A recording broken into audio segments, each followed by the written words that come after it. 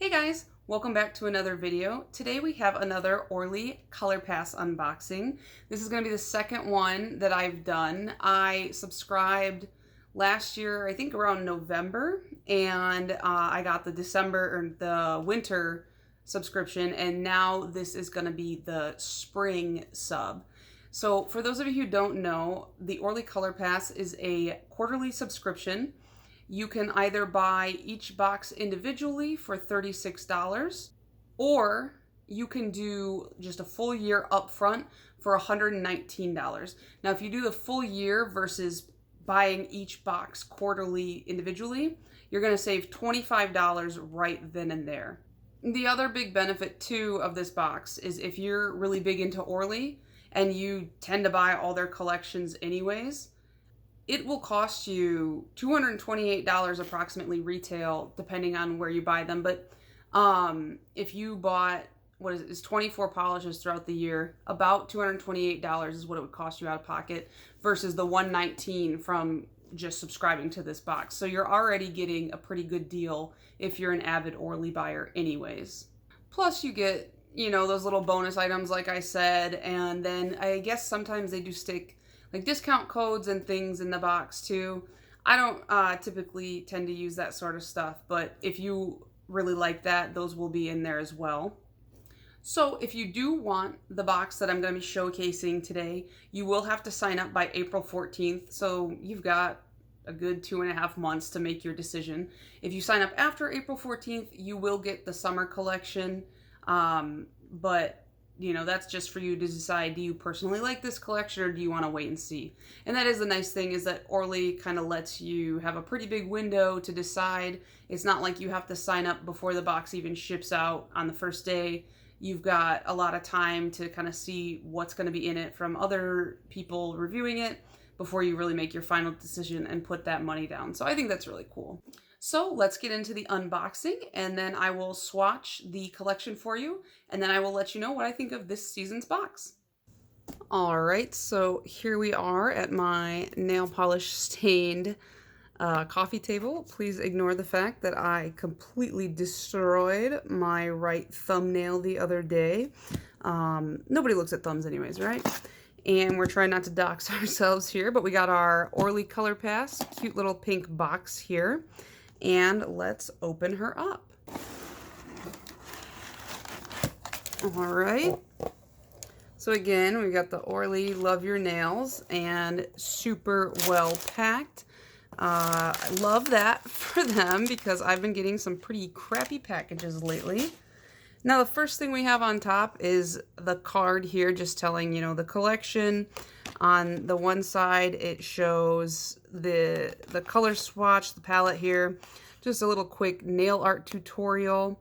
And then it just tells you like what it was inspired by. And this just says, groovy 70s inspired saffron, terracotta, and turquoise creams take us on a day trip filled with Polaroid adventures. And yeah, I would say that despite knowing nothing about the 70s, this collection is exactly what I think that the 70s looked like. So there's that. Obviously we have the nail polish collection itself. So we have from left to right, Can You Dig It? Kitsch You Later, Here Comes the Sun, Happy Camper, Let the Good Times Roll, and Feeling Foxy. And I, you know, just on first glance, it's only creams. There's no special finishes, but I do like the colors in this. I think that they're really cute. They just pair really well together, the tones that they've chosen. And then we did get a couple extras in this box. So we got the Orly Bonder rubberized base coat. This is actually my go-to base coat. And to be honest, I don't actually need, I have so much of this actually. So I have like more than enough of this. I buy like the really big like refill bottle that is probably meant for salons, and then I just keep refilling the empty one that I have. However, the brush piece in my bottle has separated from the actual rubber cap, and it's really loose, and so it's hard to use. So actually I could definitely use a new bottle, so I'm not too mad about that. I could always use more base coat, right? And then here we go. there is a little keychain. It says Kitsch You Later.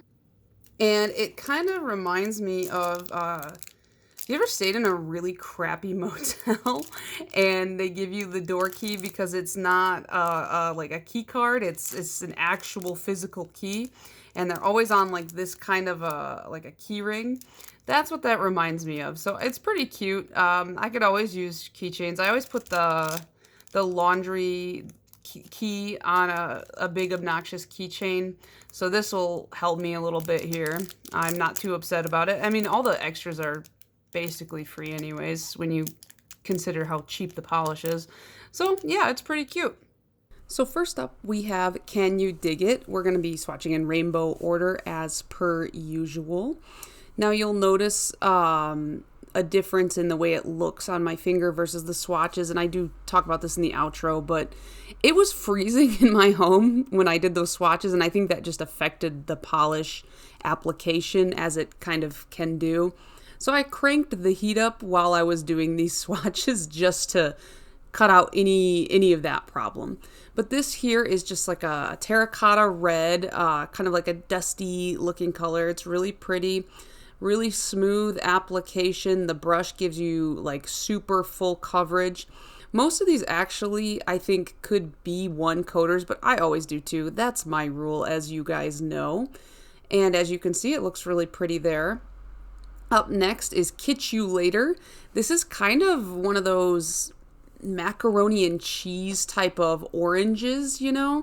It actually kind of looks like a Cheeto Puff, to be honest with you. This one, you can see just an itty bitty bit of nail line, but if you don't have longer nails like me, you probably wouldn't have that issue. And you can see on that second coat, it completely destroys that nail line. You don't have to worry about it at all. And again, very smooth application, self-leveling. You can tell though from my swatch picture, you can see on that second finger what I was talking about how cold it was. Next is Here Comes the Sun. At the end, I described this as a mustard yellow, but I don't even think that's right. I would describe this more as like is it marigold, I think is how you would call this. And I have been looking for a yellow like this for my collection for a while. So this is a really great addition here. I don't know how I didn't have this yellow before. I just don't have a lot of yellows despite really liking yellow polish. It's just hard to find cool yellows. But yeah, this one, it kind of looks like a sunflower almost. It's really pretty, just as self-leveling as the rest. And you can see it went on a little thick because of the cold here, but in that previous swatch, it looked pretty good. Happy Camper is our next polish. It's not quite a Tiffany blue, but it's almost there. It's like a dustier Tiffany blue. And if you know anything about me, you'll know I'm obsessed with this kind of blue polish. I have like 4 or 5 that are probably the exact same from different brands, all in this color, just because I always buy them. When I see them from a brand, I have to own it. So this is a great addition to my collection to have it in the Orly formula with that full coverage brush. And honestly, with that first coat, pretty much covered up, but I had a bubble there, so I wanted to kind of go back over it and just smooth it all out. I don't know why. I get bubbles a lot. I think it's just my application process because I didn't shake these up too much beforehand. But here is the swatch photo, and you can see really pretty like robin's egg, I guess you could call it. The next one is Let the Good Times Roll. This is kind of a darker, the next two are the darkest in this collection, but I think they really round it out. If they did all brights, I think that it would be just too overwhelming. So it's nice to have kind of a couple different variations. And this is, I guess, like a dusky teal, because it does look like it leans a little bit green to me. But overall, I would call this more of a blue, like if I had to classify it in my collection.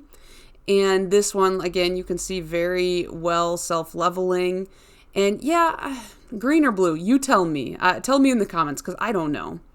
And finally is Feeling Foxy. Now this is the purple, but again, I feel like this one leans a lot more blue. I don't know. I'm bad at colors. I don't know if you guys can tell, but this I was kind of surprised by. This is probably the sheerest one in the whole collection, despite being the darkest color. And that's not always a bad thing.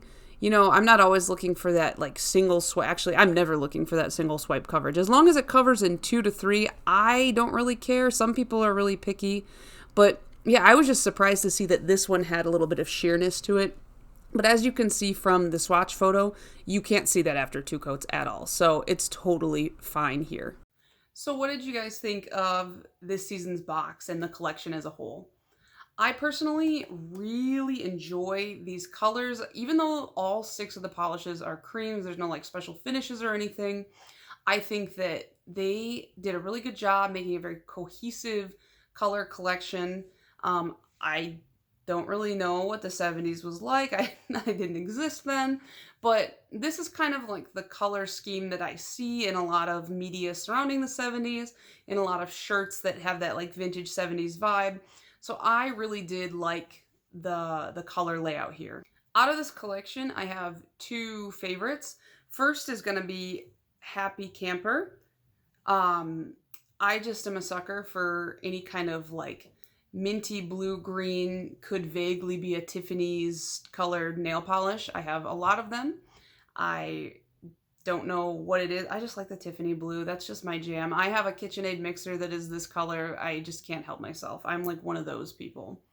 And then the other color that I really liked was Here Comes the Sun. I have been like dying for a mustardy kind of yellow. I don't know why I don't own one. I have been wanting one for a really long time, yet I just never buy them for some reason. And so this isn't quite the tone that I want, but I finally have something that vaguely fills that category. So I really liked these 2 colors specifically. Now, in terms of formula, I did have a bit of a difficult time when I was doing my swatch photos. I don't know what was going on. I think maybe it was just too cold in my apartment, so the polish was getting a little bit like glooped up. And I do remember my fingernails were kind of turning blue and purple, which is typically when I'm cold. So I think that it was just too cold when I was doing the swatch photos. So they did kind of, I had a bit of a hard time, you know, getting them really flat and even and things like that. But as I did the swatches today, just a quick like 1 nail swatch, I didn't have any problems, and I did crank my heat up because my boyfriend's not home and he can't complain to me that it's too hot in here. So I think that is really what solved the issue there. So I don't think there's actually any issue with the formula, but if you looked at my swatch photos and you thought this kind of looks funky, that was why. It's not the fault of the polish, it's more that our heat was turned way too far down. So anyways, what did you guys think of this collection? Do you enjoy this one? Are you going to subscribe? Have you subscribed already? If you did get this collection, what is your favorite in the collection? And just let me know down below. We can chat it out, and I will see you guys in the next one. Bye.